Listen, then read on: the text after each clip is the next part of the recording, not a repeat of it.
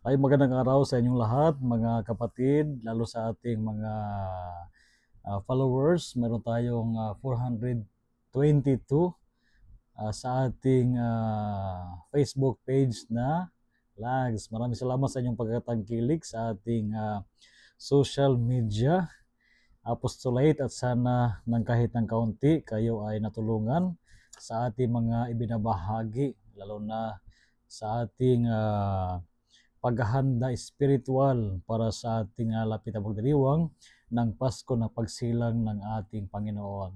Mga kapatid, samahan ninyo muli si Father Ron upang ating pakinggan ang Ebanghelyo ngayong huling araw ng Misa de Gallo o Simbang Gabi. Ang ating Ebanghelyo ay mula sa Ebanghelyo San Lucas, chapter 1, verses 67 to 79. Zechariah his father, filled with the Holy Spirit, prophesied, saying, Blessed be the Lord, the God of Israel, for he has come to his people and set them free. He has raised up for us a mighty Savior, born of the house of his servant David. Through his holy prophets he promised of old that he would save us from our enemies, from the hands of all who hate us. He promised to show mercy to our fathers and to remember his holy covenant. This was the oath he swore to our father Abraham, to set us free from the hand of our enemies, free to worship him without fear, holy and righteous in his sight, all the days of our life. You, my child, shall be called the prophet of the Most High, for you will go before the Lord to prepare his way, to give his people knowledge of salvation by the forgiveness of their sins. In the tender compassion of our God, the dawn from high shall break upon us, to shine on those who dwell in darkness and the shadow of death, and to guide our feet into the way of peace. Mga kapatid, napakaganda po ng nilalaman ng ating Ebanghelyo sa huling araw ng Misa de Gallo o Simbang Gabi. Ito po yung nilalaman ng pag-awit ni Zacarias sa kanyang muling pagbabalik ng kanyang boses, ng kanyang tinig. Saan nga ba Zacarias dinala ng katahimikan na ipinagkaloob sa kanya ng Panginoon, sapagkat ang katahimikan ay isang biyaya rin galing sa Panginoon. Si Zacarias ay dinala upang kanyang maging maliwanag sa kanya, no? Kanyang maarok, kanyang maintindihan ng lubusan ang mensahe ng Panginoon, ang kalooban ng Panginoon. Ang pagkaganda po ng mga revelations na tinanggap ni Zechariah, bunga ng katahimikan sa loob ng 9 na buwan. Sabi niya, Blessed be the Lord, the God of Israel. Kanyang pinuri ang Panginoon, for he has come to his people and set them free.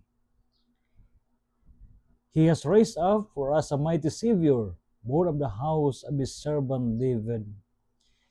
Nakikita ni Zechariah ang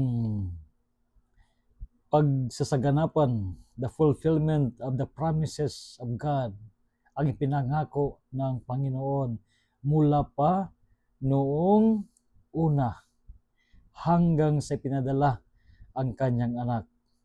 At sinabi rin sa kanya sa kanyang awit, You, my child, shall be called the prophet of the Most High, for you will go before the Lord to prepare his way, to give his people knowledge of salvation by the forgiveness of their sins. Na kahit ang magiging misyon ng kanyang anak na si John the Baptist ay naging maliwanag rin para kay Zechariah. Napakaganda po ng mga pinahayag ang nilalaman ng awit ni Zechariah ay tunay na ang kanyang pananahimik ay naging pagpapala para sa kanya. At sa pamamagitan nito na mga ipinahayag kay Zacarias, mas lalo siyang nagiging kaisa ng Panginoon sa kanyang magagandang plano, lalo na patungkol sa ating kaligtasan. Kaya mga kapatid, sa buhay natin, hanggat sa hindi natin na lalaman o naintindihan ang plano ng Diyos, hindi rin tayo magiging kaisa ng Diyos sa pagsasakatuparan, pagsasakaganapan, for the fulfillment of His plan sa buhay natin. Naway sa 9 na araw na ito, kayo ay naglaan ng kahit ng kaunting katahimikan sa inyong sarili, upang sa gayon ay mabigyan rin ninyo ng pagkakataon ng paglago ang inyong mga sarili. Ang katahimikan po ay hindi nakakabingi.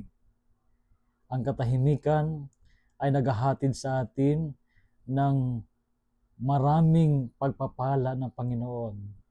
Sa katahimikan, nakikita natin ang ating sarili. Sa katahimikan, nakikita natin ano yung mga dapat natin isaayos sa ating sarili, upang sa gayon tayo ay maging kalugod-lugod at maging kaisa ng Diyos sa fulfillment, pagsasaganapan ng kanyang nais na mangyari sa buhay natin at sa buhay ng ating kapwa. So harinawa mga kapatid, ang inyong mga ginawang paghahanda sa mga araw na ito ng Misa de Gallo at Simbang Gabi, naway ihatid tayo sa pag-awit katulad ni Zechariah, na tayo rin ay umawit ng papuri, ng pasasalamat ng Panginoon, na sa kabila ng ating mga pagkukulang, sa kabila ng ating paigi makasalanan, ang Panginoon ay nagpasya pa rin na isilang sa mundong ito. Siya ay nagpasya pa rin na pumarito, dumating sa mundo at magkatawang tao upang samahan tayo sa hirap at ginhawa. Mga kapatid, makasa kayo sa aking mga panalangin para sa inyo, para sa inyong mga mahal sa buhay. And of course, pray also for me na naway maging bukas tayo lagi sa tawag ng paglilingkod ng ating Panginoon. Ako'y nagpapasalamat sapagkat sa mga araw na ito ng Simbang Gabi at Misa de Gallo datapwat, kahit na tayo ay maraming misa at kadalasan tayo ay nakatulog na lang ng mga 4 hours, 5 hours, minsan 3 hours o 2 hours, ay maganda pa rin ang ating kalusugan. Salamat sa inyong mga panalangin. Salamat sa inyong suporta sa mga kaparian. At naway patuloy tayo na magkaisa para sa ikapurihan at kaluhalhatian ng ating Panginoon na siyang ating pinaglilingkuran. So again, a blessed day sa inyong lahat.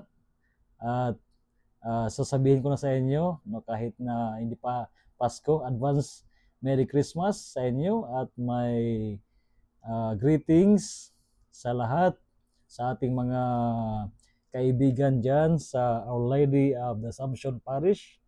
Kumusta po kayo? Greetings po sa inyo lahat. Advance Merry Christmas.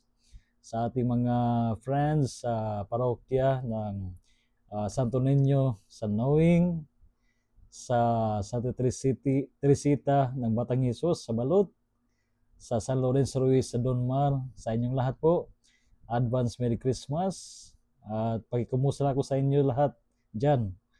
At dalangin ko na ang lahat ay nasa mabuting kalagayan.